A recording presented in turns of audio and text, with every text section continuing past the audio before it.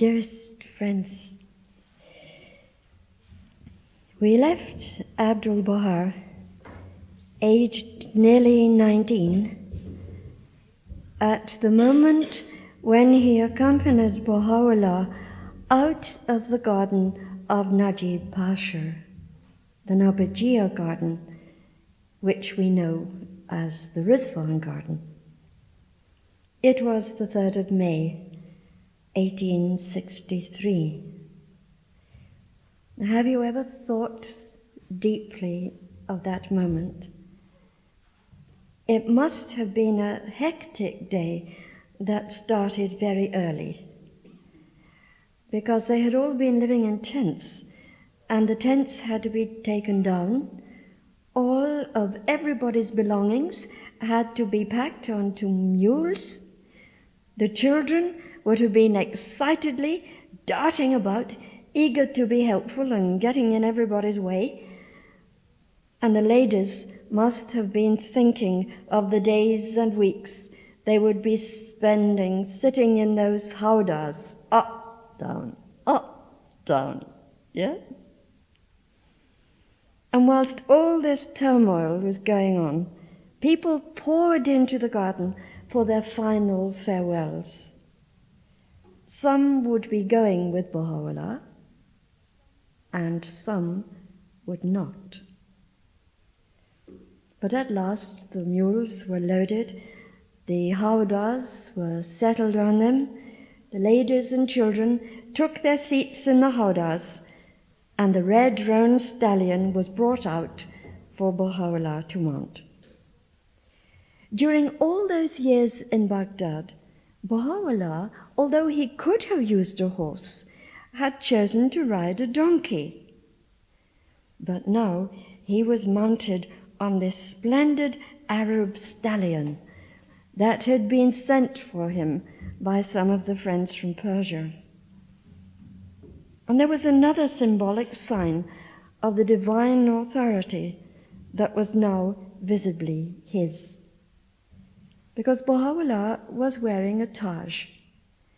I think the English translation of Taj is probably crown. Is that right? It was a tall, high felt hat, finely embroidered. Anyone who has made the pilgrimage and been to the Holy Land will have seen several of these tall headgears that Baha'u'llah had. One is red, there's a green one, a yellow one, a white one, you may remember, and each one is beautifully embroidered.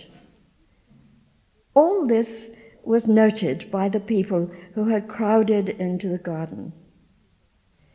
But seeing Baha'u'llah there in the saddle and about to depart, heart-rending cries of unbearable distress rose up from the crowd.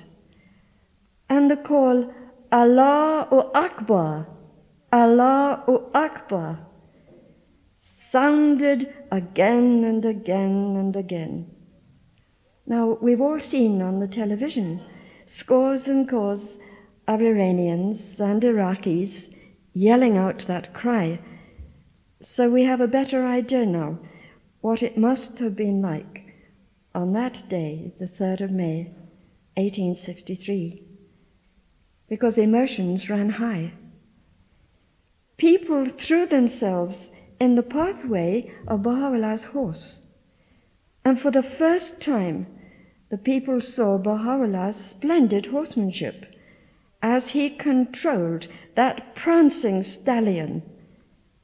Can you imagine? Because on every side, people bowed their heads to the ground at the feet of this horse, while others kissed the horse's hooves, and still others pressed forward to embrace Baha'u'llah's stirrups. And Arab horses can be quite nervous. In the middle of it all, Mirza Yahya was heard to say to Sayyid Muhammad, "Had I not chosen to hide myself, had I revealed my identity, the honor accorded to him on this day would have been mine too. The canker in the hearts of those two men, Mirza Yahya and Sayyid Muhammad, still crawled. But Baha'u'llah continued his royal progress out of the garden. He was accompanied by members of his family and 26 of his companions, as his close followers came to be called. But in God Passes By, Shoghi Effendi refers to 26 of his disciples, which gives us some idea of their station, particularly we who are from a Christian background. The sun was about to set when they reached the village of Ferayat, 3 miles away on the banks of the river Tigris. Here too was a beautiful garden, and there was also a large mansion there, and the caravan stayed there for 7 days. So, while Mirza Musa, Baha'u'llah's brother, was busily tidying up their affairs in Baghdad and seeing to the packing and the loading of the rest of their goods, Baha'u'llah lived in that mansion. And it was in that village that the horses that would make the journey were put through a course to test them. Now, Baha'u'llah had 2 other horses besides his stallion, whose name was Saudi. One was called Farangi, and the other Syed. I think that shows the Arabic origin of the other 2 horses as well. And there was also the valuable horse that the governor of Baghdad had requested Baha'u'llah's permission to send along with the caravan to be delivered to his son in Istanbul, the Turkish name, of course, for Constantinople. I always thought that Baha'u'llah must have enjoyed that time, for he was a splendid horseman. And later on the journey, there was no opportunity for him to feel the movement of a strong horse under him as they rode like the wind, because on the journey, the caravan moved slowly, with the baggage mules and the howdahs, and with so many of the people walking, because in those days you walked from place to place, even if the places were Baghdad to Constantinople, at least to the Black Sea. At Ferayat also, people were still coming daily from Baghdad, because they could not bear to leave Baha'u'llah's presence. Eventually, a caravan of about 70 people left for Constantinople.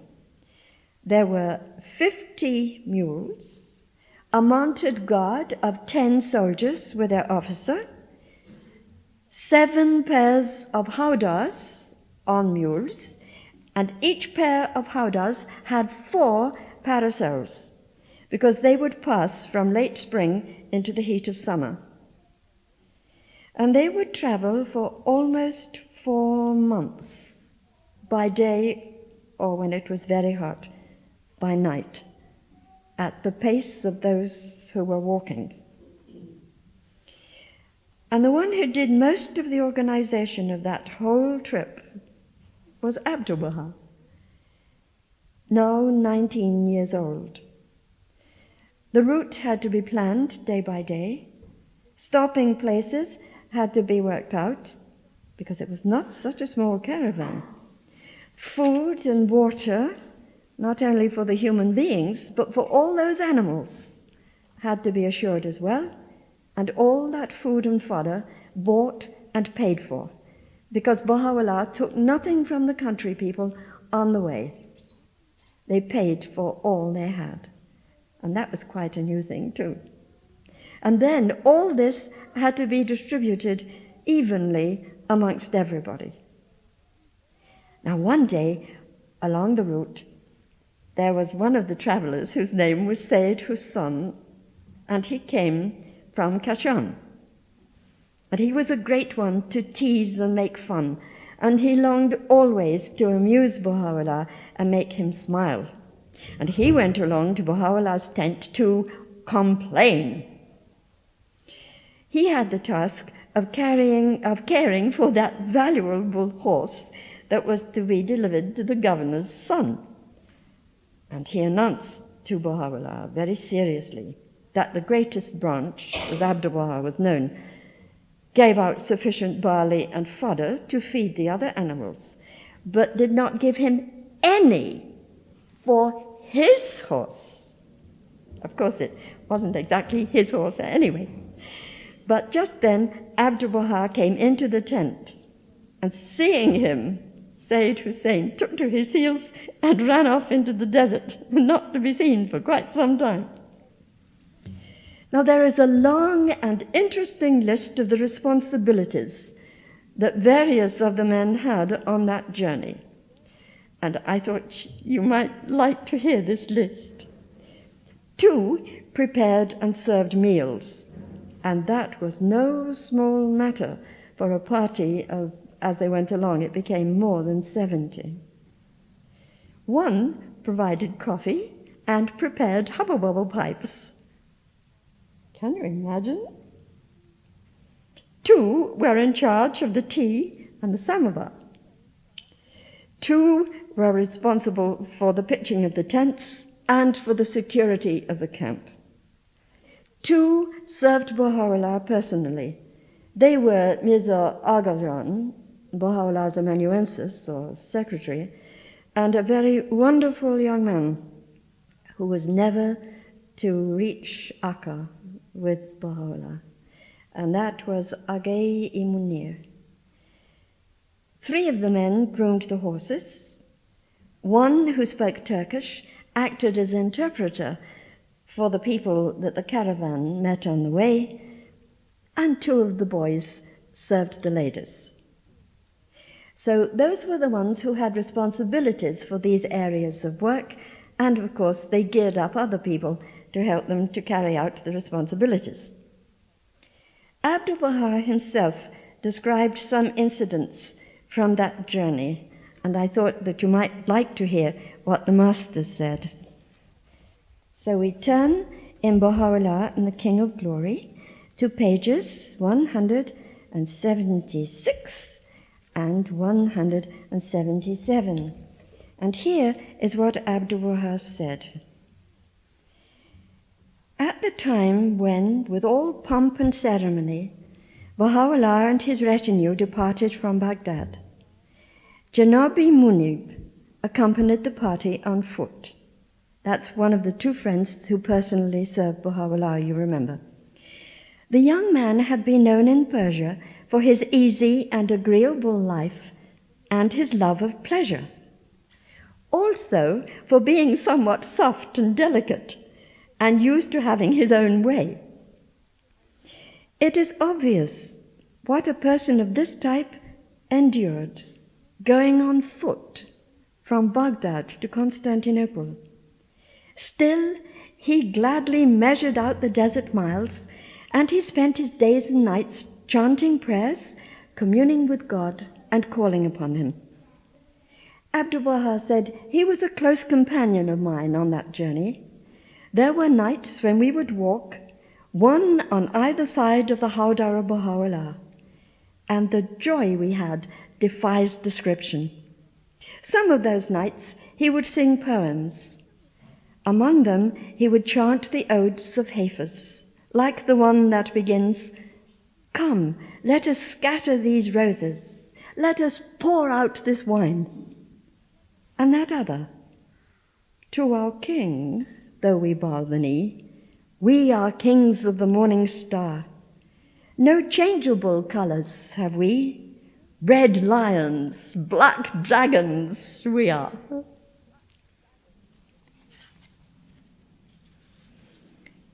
And then later, Abdu'l Bahá was talking with his secretary, and he said that on that journey they rested not for a moment. Upon our arrival, they would immediately become engaged in cooking. These were the 2 men who prepared and served the meals. After our arrival, they would immediately become engaged in cooking for this party of nearly 72 people. And this after their arduous work of guiding all day and all night the horses which carried the palanquin of the Blessed Perfection. When the meal was cooked and made ready, all those who had slept would wake, eat, and go to sleep again. These two men would then wash all the dishes and pack them up. By this time, they would be so tired that they could have slept even on a hard boulder. During the journey, when they became utterly weary, they would sleep while walking. Now and again, I would see one of them take a bound and leap from one point to another. It would then become apparent that he was asleep and had dreamed that he had reached a wide creek, hence the jump.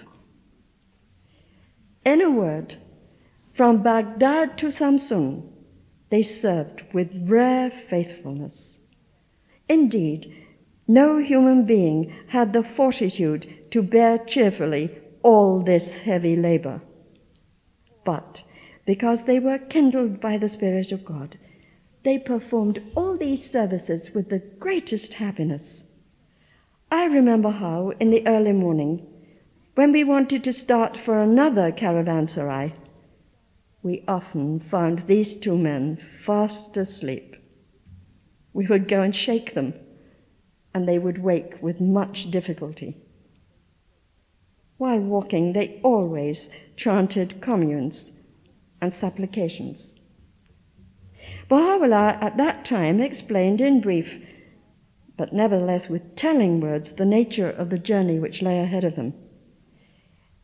He said, often by day or by night, we covered a distance of from 25 to 30 miles. No sooner had we reached a caravanserai than the sheer fatigue made everyone lie down and go to sleep. Utter exhaustion having overtaken everybody, they would be unable even to move.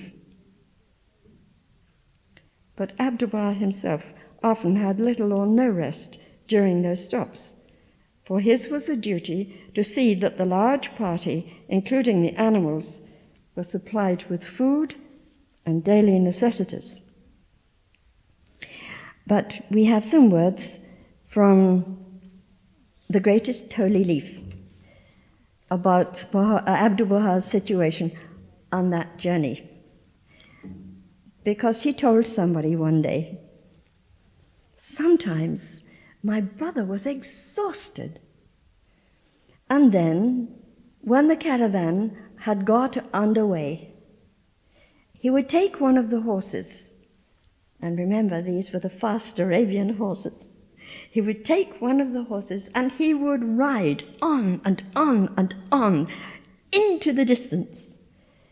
And when he had gone a long way, he would stop the horse, get off, and the horse itself would lie down. And Abdul-Baha then would also lie down, put his head on the horse's neck, and go to sleep. And the horse, of course, had its ear to the ground.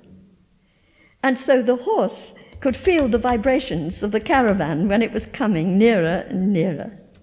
And then the horse, with its leg, would nudge Abdul-Baha until the master woke up, got up, the horse would get itself up, turn around, and Abdul-Baha rode it back until they reached the caravan. Then Abdul-Baha always gave the horse over to one of the grooms and walked beside Baha'u'llah, who was either riding one of the other horses or sometimes sitting in one of the howdahs.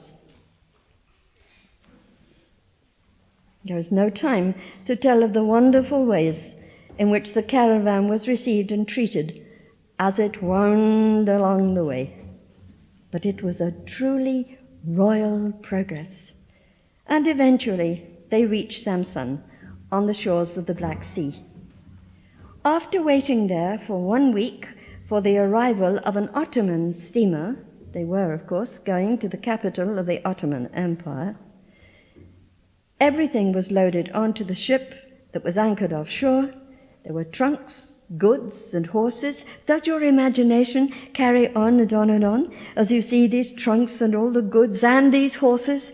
Because they had to be taken out. The ship was not tied to the quay, it was anchored offshore. And then 2 boats took the people out to the ship. Baha'u'llah and his family sat in one of the boats, and Baha'u'llah's retinue sat in the other. And at sunset, the ship cast off. It had 2 stops along the way, and then on Sunday, 16th of August, 1863, it dropped anchor at Constantinople. The journey was over. But Baha'u'llah stayed only 4 months in Constantinople.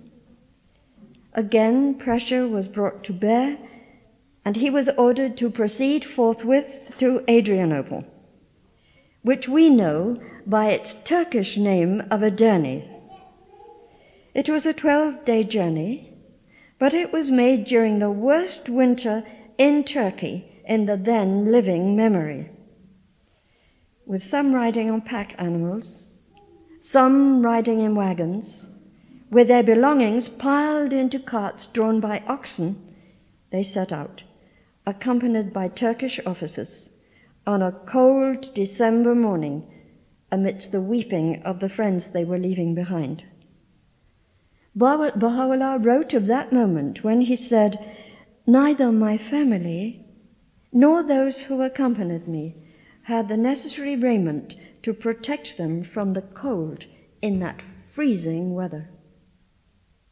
Rivers froze, streams became so frozen that just to get the drinking water on the way, huge fires had to be lighted by the source, and they had to be kept alight for hours before the ice could be melted.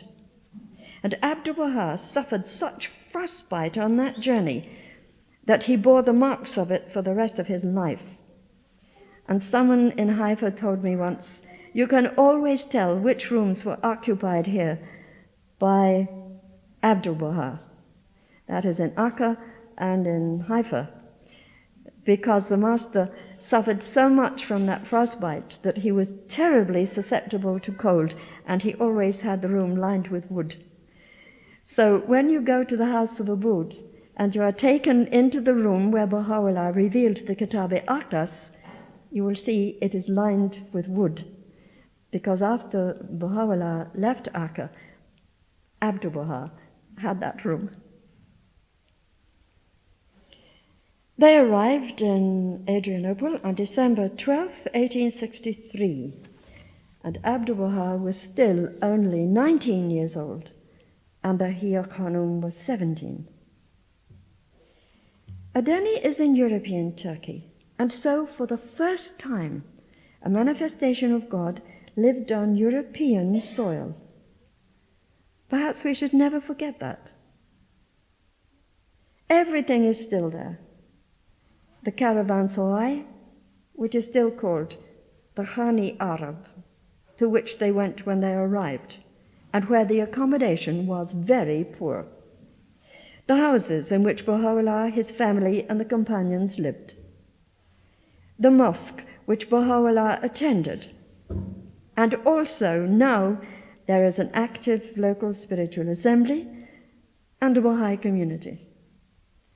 And when we were having lunch one day in Cyprus, when I was over there, a member of that assembly, talking about Edirne, drew for me on the back of a serviette a map showing the places associated with Baha'u'llah there.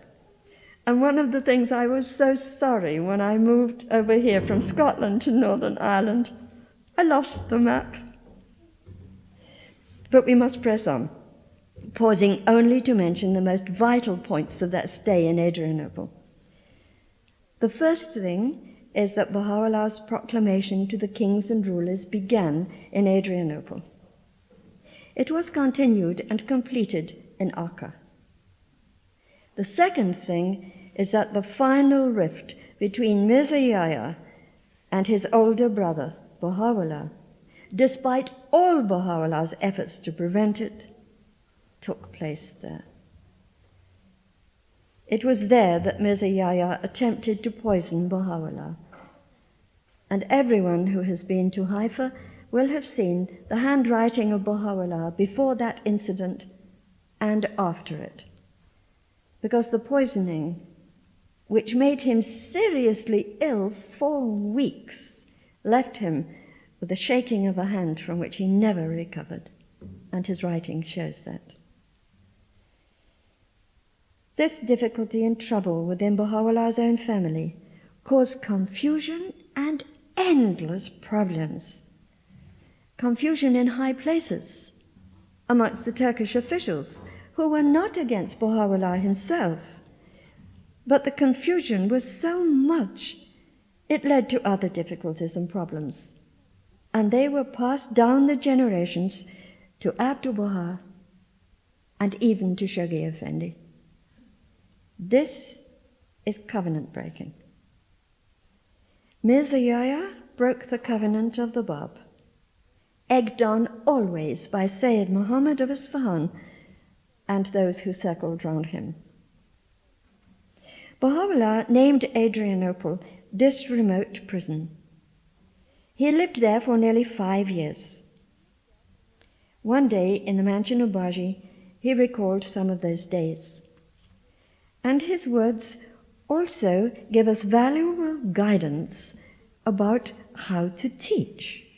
And to look at this, we turn to Abdu'l Bahá by Mr. Balusi, and we look to pages 26 and 27. And this is what Baha'u'llah said. In Baghdad, we ourselves would go and take a seat in the coffee house to meet people, friends and acquaintances and strangers, and inquirers alike. We brought those who were remote near to the faith and led many a soul into the fold of the cause. Thus we served the cause of God, gave victory to his word, and exalted his name. The most great branch undertook the same task and served in the same way, but to a much greater degree, in Adrianople, and then to a far greater extent and with greater efficacy in Akka. The same hardships and afflictions which were ours in the early days befell him. In Baghdad we were not prisoners, and the cause of God had not obtained a fraction of the fame which it has gained today. At the same time, the number of its opponents and adversaries and ill-wishers were far less than today. In the land of mystery, which is what Baha'u'llah called Adrianople, we used to meet with some and let them come into our presence. But in the most great prison, we do not meet the people who are not within the fold of the cause. We have closed the doors of social intercourse. It is the Master who has taken every trouble upon himself. For our sake, in order that we may have ease and comfort, he faces the world and its peoples. For us, he has become a mighty stronghold, a mighty armor. At first, he rented the mansion of Mazrai. We went there for a while. Then he secured for us this mansion of Baji. He has arisen with all his power to serve the faith, and confirmation crowns his efforts. This work so occupies his days and nights that he is perforce kept away from Baji for weeks. We consort with the friends and reveal God's word. He, the Master, is the target and bears all hardships. And at the same time that was written, Baha'u'llah said something else. A pleasing, kindly disposition and a display of tolerance towards the people are requisites of teaching the cause. Whatever a person says, hollow and product of vain imaginings and a parrot-like repetition of somebody else's views though it be, one ought to let it pass. One should not engage in disputation, leading to and ending with obstinate refusal and hostility, because the other person would consider himself worsted and defeated. Consequently, further veils intervene between him and the cause, and he becomes more negligent of it. The Most Great Branch gives a willing ear to any manner of senseless talk, to such an extent that the other person says to himself, "He is trying to learn from me." Then gradually, by such means as the other person cannot perceive, the Master gives him insight and understanding. The outcome of all the confusion, problems, and difficulties involving once more the Persian and Turkish authorities was that Baha'u'llah was exiled even further. Rumors broke out and wilder rumors spread. Sayyid Muhammad Isfahani had moved temporarily to Istanbul, together with another follower of Mirza Yahya, and they were constantly feeding false information to the authorities. This was the point of confusion. Now, we must remember, I think, that here is all the intrigue, suspicion, and maneuvering of an Oriental court. But it was also at this time in Adrianople that the name Babi gave way to Baha'i, Baha'i. The Friends became known not as the people of the Bayan is the book of the Bab, but the people of Baha, which is an exact translation of Baha'i, one of the people of Baha. And the greeting Allahu Akbar was replaced by Allahu Abha. God is the most glorious. Allahu Akbar is God is the most great. Shaghi Effendi wrote of this time in God Passes By. You'll find it on page 179.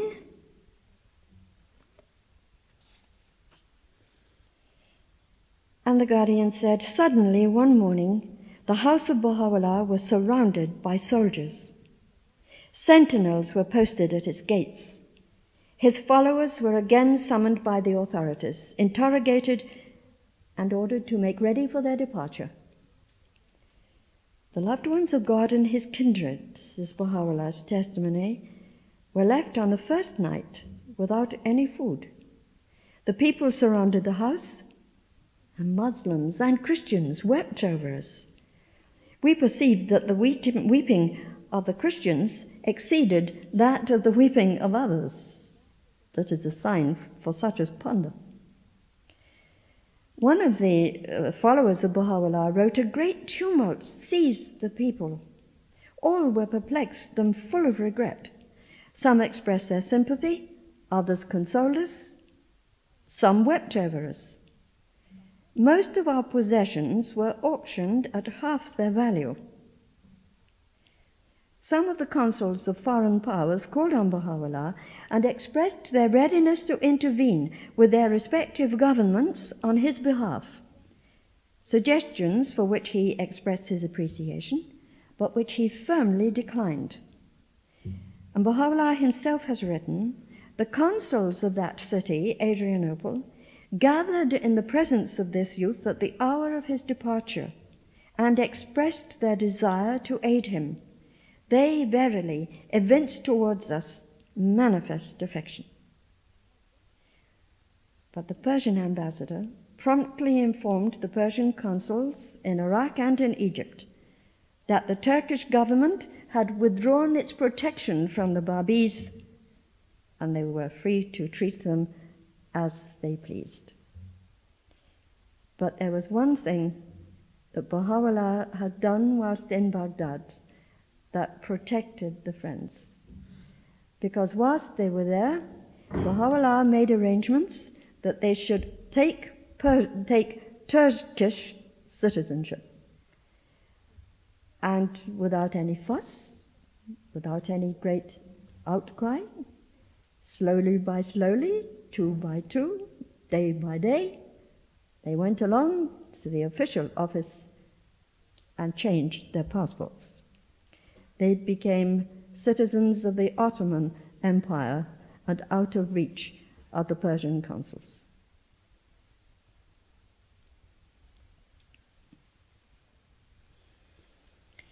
There is one more incident that conveys the emotions and the high feelings of those days.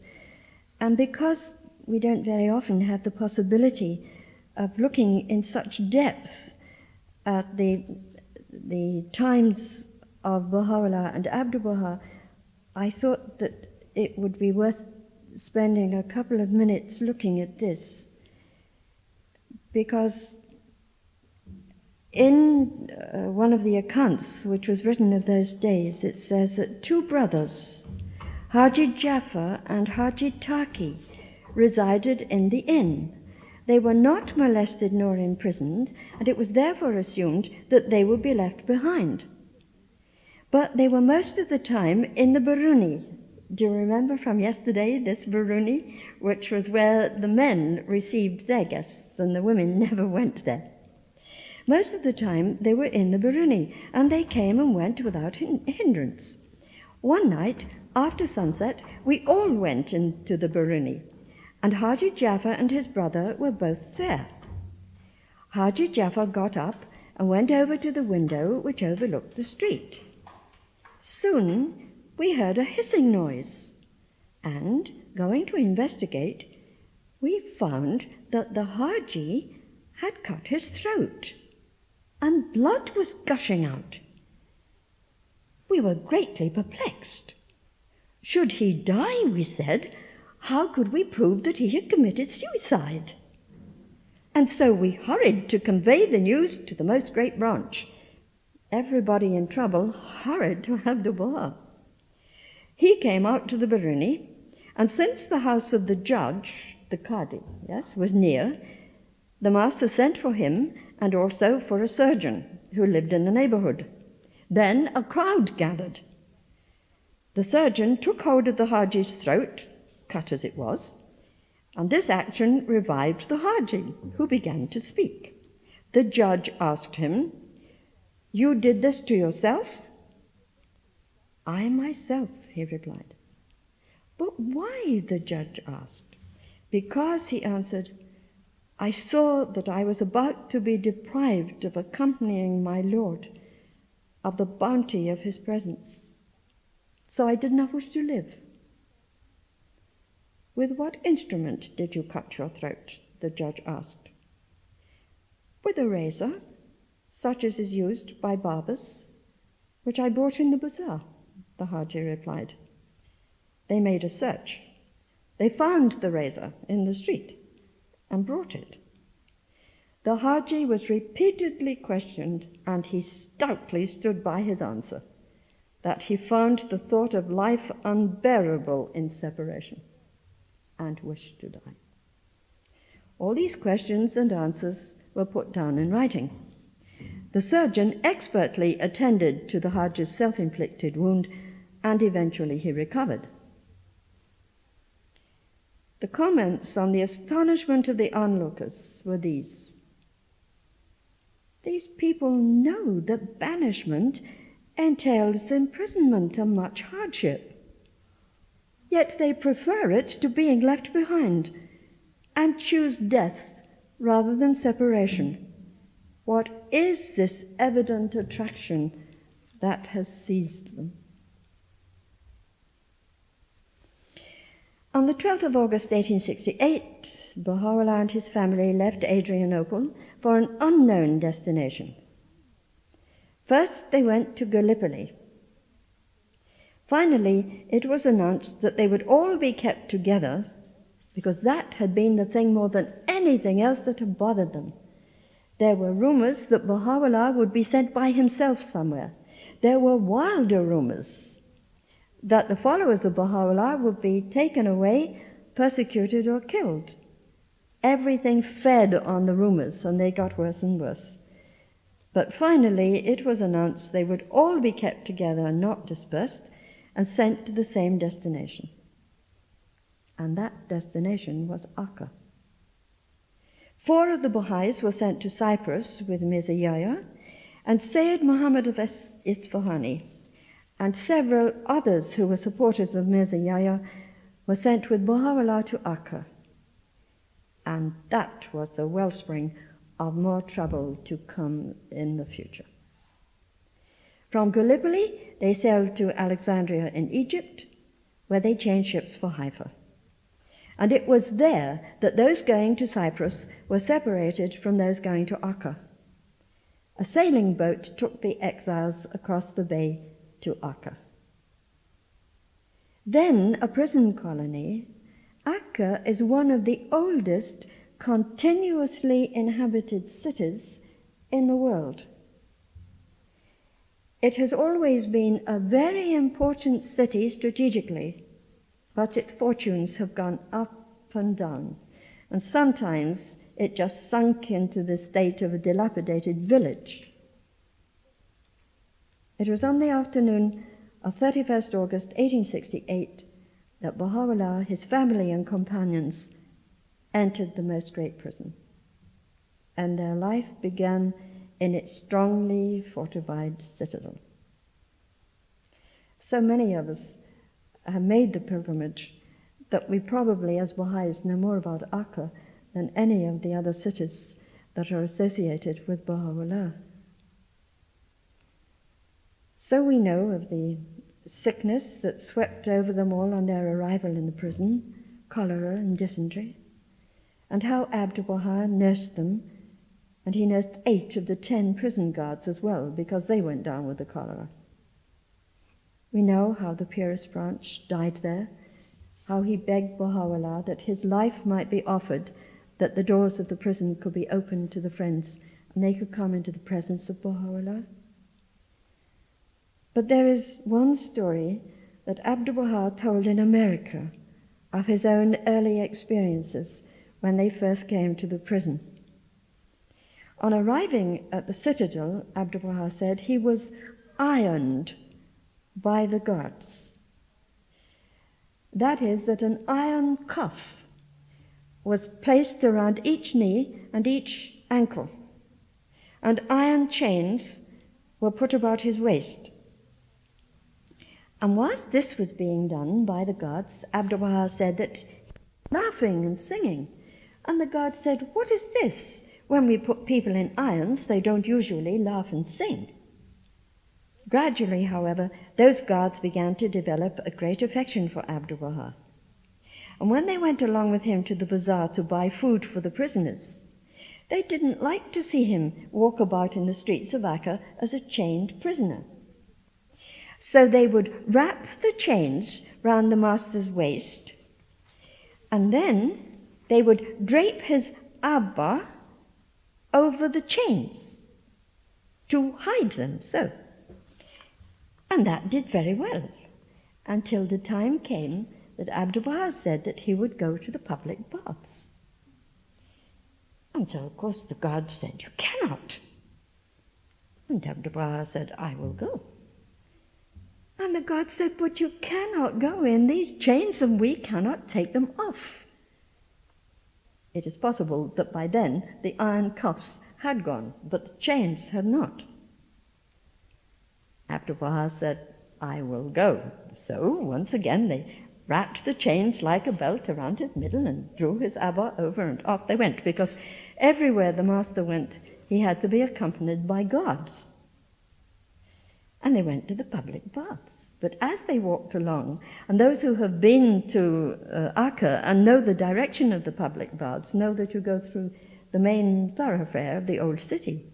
So Abdul-Baha threw back the abba, unwound the chains, threw them round his head so, and over his shoulder, and walked through the streets of Akka with the chains over his shoulder and jangling as he went. And Abdul-Baha said he was not ashamed of being in chains for Baha'u'llah. He had done nothing wrong. And this was his pride and happiness, to serve Baha'u'llah in this way. After 2 years, the Turkish authorities needed to house troops in the barracks, in the citadel. So Baha'u'llah and those with him were moved into the city of Akka itself. And many of us have visited the house of Abood. How many have visited the house of Abood? Yes, many of us, isn't it? That was the house where Baha'u'llah was kept under house arrest for 7 years. It was there that Baha'u'llah revealed the Kitab-i-Aqdas. It was there that Abdul-Baha was married. And it was there where Baha'u'llah's consort Nawab, who was the mother of Abdul-Baha, Bahia Khanum, and the purest branch, died. It was when Baha'u'llah was living in the house of Abood that 7 of the Bahá'ís were unable to contain themselves any longer, and despite Baha'u'llah's repeated counseling to take no action and rely upon God, they could no longer bear the troubles and the mischief that had been made for Baha'u'llah by Sayyid Muhammad and the followers of Mirza Yahya who were with him.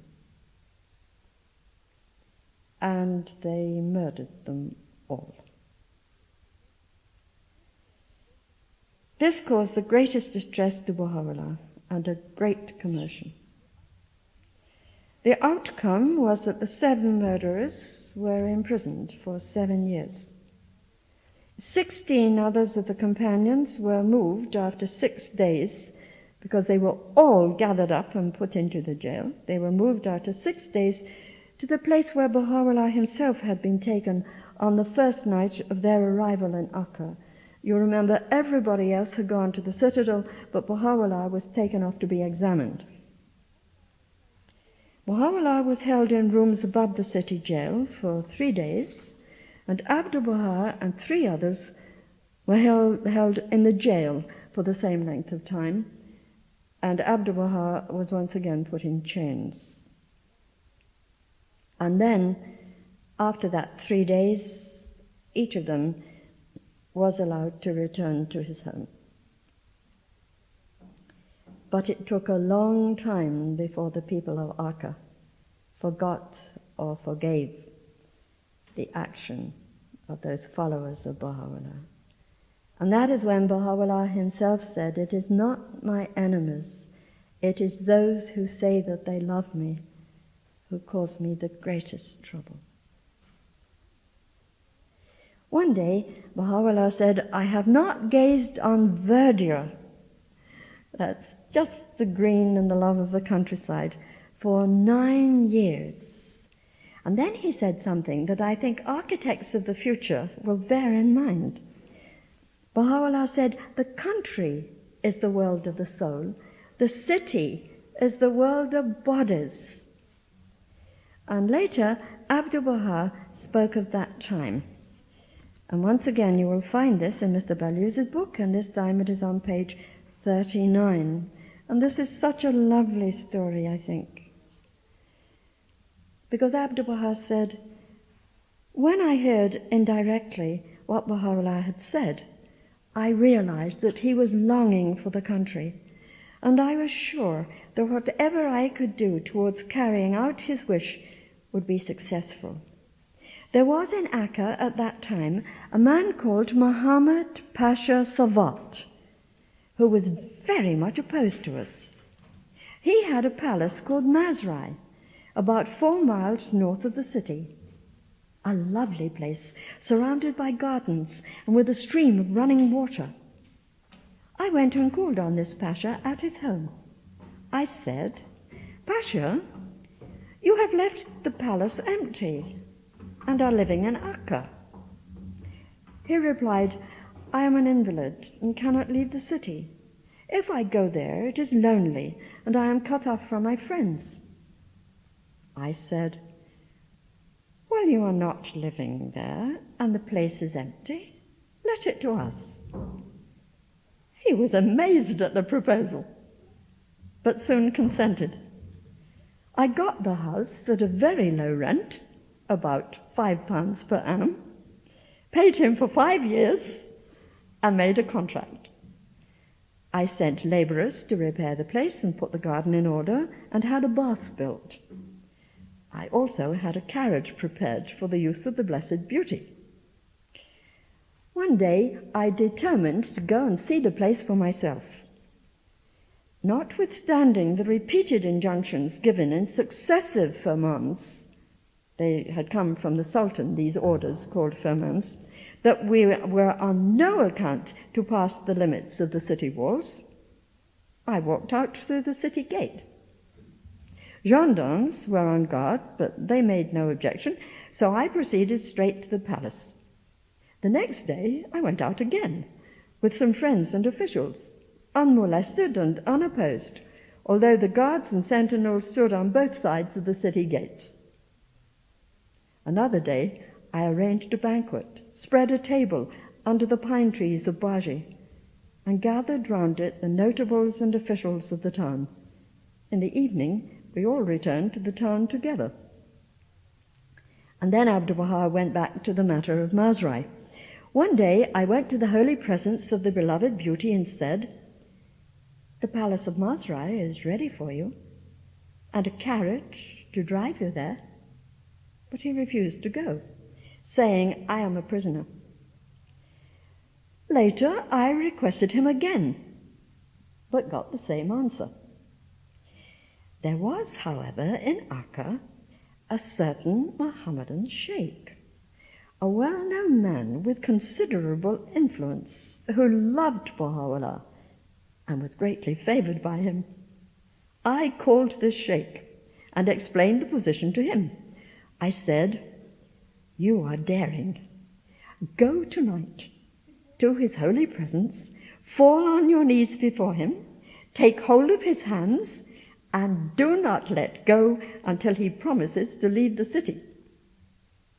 He was an Arab. He went directly to Baha'u'llah and sat down close to his knees. He took hold of the hands of the Blessed Beauty and kissed them, and asked, "Why do you not leave the city?" Baha'u'llah replied, "I am a prisoner." The sheikh replied, "God forbid, who has the power to make you a prisoner? You have kept yourself in prison. It was your own will to be imprisoned, and now I beg you to come out and go to the palace. It is beautiful and verdant. The trees are lovely, and the oranges like balls of fire."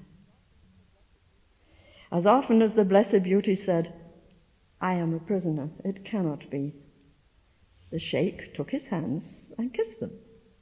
For a whole hour he kept on pleading. At last Baha'u'llah said, "Helio." I think that means very good. And the sheikh's patience and persistence were rewarded. He came to me with great joy to give the glad news. I took the carriage the next day and drove him to the palace. No one made any objection. I left him there and returned myself to the city. And it was the Mufti of Akka, the religious head of the Muslim community, who went down on his knees and begged Baha'u'llah to leave the confines of the city walls. Mr. Balusi writes, how amazingly the fortunes of God's nascent faith had changed in the course of 9 years. Abdul-Baha arranged for Baha'u'llah also to live in the mansion of Baji. After 2 years at Masrai, Baha'u'llah moved to the mansion and there remained until his ascension on May 29th, 1892. During those years, Baha'u'llah visited Haifa 4 times. Have we got time or must I stop? 3 minutes. Then we cannot look to see exactly what happened to Baha'u'llah on Mount Carmel, but the last time that he went there, he stayed 3 months, I think it was. It may have been 4. But during one of those times, that was when Baha'u'llah pointed out to Abdu'l Bahá the exact spot and which the shrine of the Bab should be built.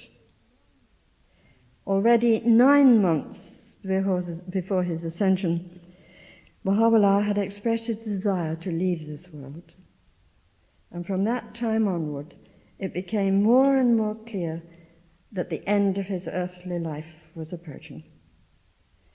On the night of May 7th, 8th, he contracted a slight fever, which mounted but then subsided. He continued to grant interviews to certain friends and pilgrims. 6 days before he passed away, he saw all the members of the family. He saw the men separately, but then he saw the ladies. He even saw the children. Baha'u'llah left a wee tablet for each of the children. He never forgot the children. And to the men and to the women, he said to each group that he saw, "I am well pleased with you." And he said to the ladies that he had left instructions to the master who would care for them. The general condition became worse, complications set in, and at the hour of dawn on May 29th, 1892, Baha'u'llah's spirit left this world. His physical remains were laid to rest the same day in the place where they still lie, the shrine of Baha'u'llah, beside the mansion of Baji.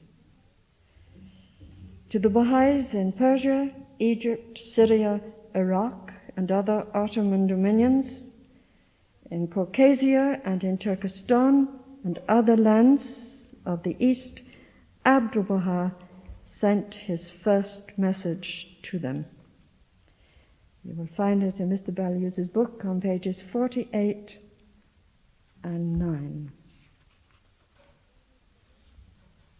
He is the all-glorious, the world's light, once resplendent upon all mankind, has set, to shine everlastingly from the Abha horizon, his kingdom of fadeless glory, shedding splendor upon his loved ones from on high, and breathing into their hearts and souls the breath of eternal life. O ye beloved of the Lord, beware, beware lest ye hesitate and waver. Let not fear fall upon you, neither be troubled nor dismayed. Take ye good heed, lest this calamitous day slacken the flames of your ardor and quench your tender hopes. Today is the day for steadfastness and constancy.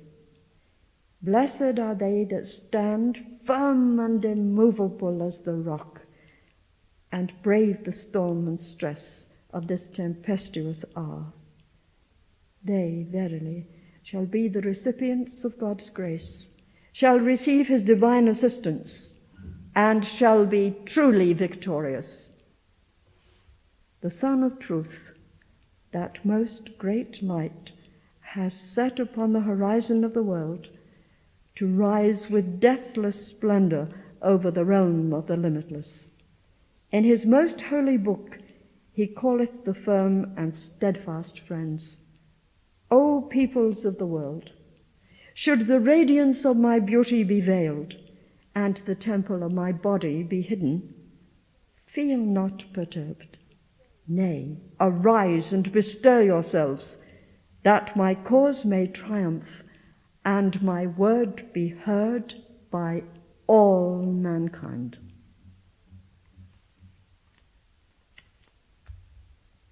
At that time, Abdu'l Bahá was 48 years old.